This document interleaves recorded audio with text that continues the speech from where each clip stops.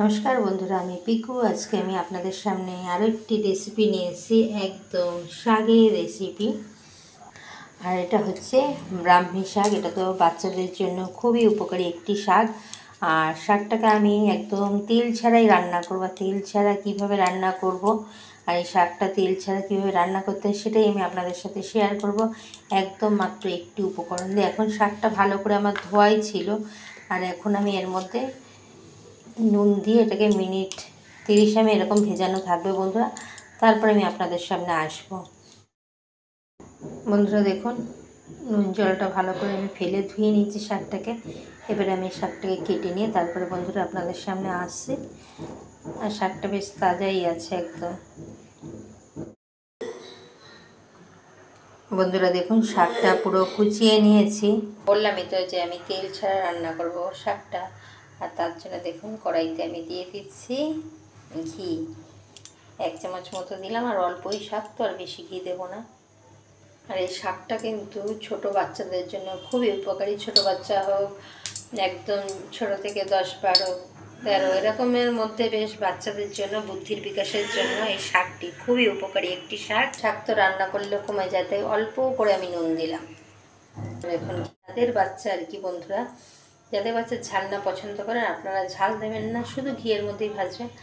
আমার ছেলে তো একটু ঝাল খায়, তাই জন্য আমি একটা কাঁচা লঙ্কাকে ফোড়ন দিলাম। শাকটাকে অ্যাড করে দেবো।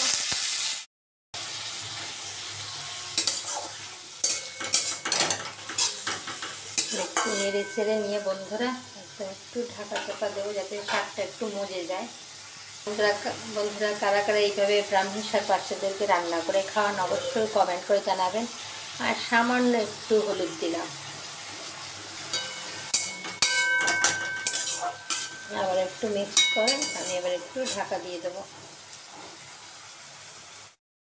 বন্ধুরা শাকটা তো ঢাকা চাপা দিয়েছিলাম, মিনিট 5 পরে আমি দেখাচ্ছি আপনাদের সামনে। আর এই শাকটা একদম ভাজা ভাজা হবে, আর বেশ মজেও গেছে। আর লঙ্কাটা একটু আমি ছিঁড়ে দিচ্ছি।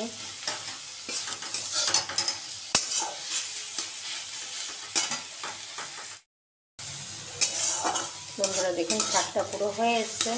আর আপনারা চাইলে এর মধ্যে মিষ্টি দিতেও পারেন, আবার নাও দিতে পারেন, অপশনাল। কিন্তু আমি দেবো একটু স্বাদের জন্য মিষ্টিটা।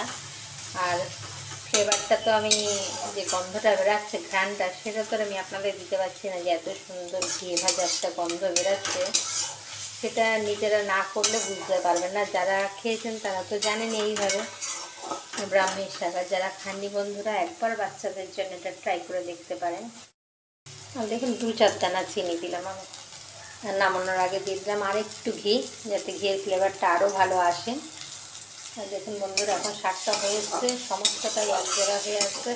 এটা কিন্তু বাচ্চাদের জন্য খুবই একটা হেলদি খাবার, যেহেতু ঘিটা আছে।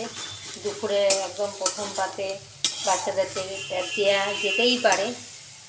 আর ছোটো বাচ্চাদের বুদ্ধির বিকাশের জন্য এই শাকটি কিন্তু খুবই উপকারী। আর এইভাবেই খাওয়াতে হয়, কারণ এটা বাচ্চাদের বুদ্ধির ক্ষেত্রে খুবই উপকারী একটি শাক। বন্ধুরা আপনারা একবার ট্রাই করে দেখবেন, যাদের বাড়িতে ছোট বাচ্চা আছে তাদের জন্য এই রেসিপিটি বন্ধুরা।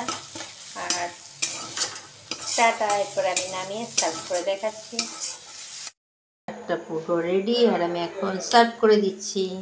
বন্ধুরা আজকে আমি আপনাদের সামনে একটি বাচ্চাদের স্বাস্থ্যকর খাবার শেয়ার করলাম, শাক ভাজা ব্রাহ্মী শাক। আর যদি ভালো লাগে থাকে লাইক কমেন্ট শেয়ার করবেন, আর সাবস্ক্রাইব করে আমার পাশে থাকবেন। যে সকল বন্ধুরা ভিডিও দেখছেন কিন্তু এখনও যদি বন্ধু করেনি, তারা অবশ্যই বন্ধু করে বেল আইকনটি প্রেস করে দেবেন।